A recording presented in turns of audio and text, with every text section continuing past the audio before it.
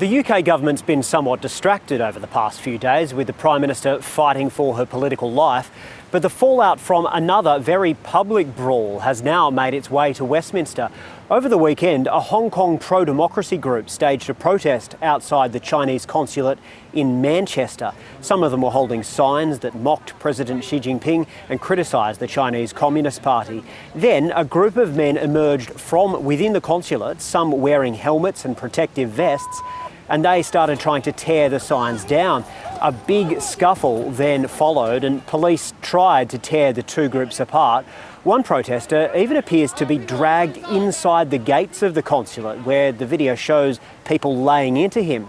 Ultimately, the police went in and managed to drag him back out onto the street. Now, this would be concerning enough, but today in the House of Commons, the chair of the Foreign Affairs Select Committee has used parliamentary privilege to accuse the Consul-General of being part of that group. We cannot allow the CCP to import their beating of protesters, their silencing of free speech, and their failure to allow time and time again protests on British soil.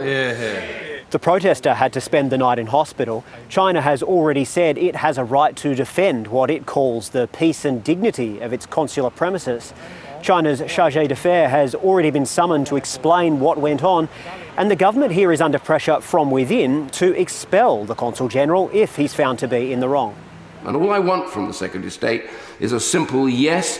If it's evidenced, we will expel them. We will see where these procedures, these legal and prosecutorial procedures may lead to, and at that point we will take further action.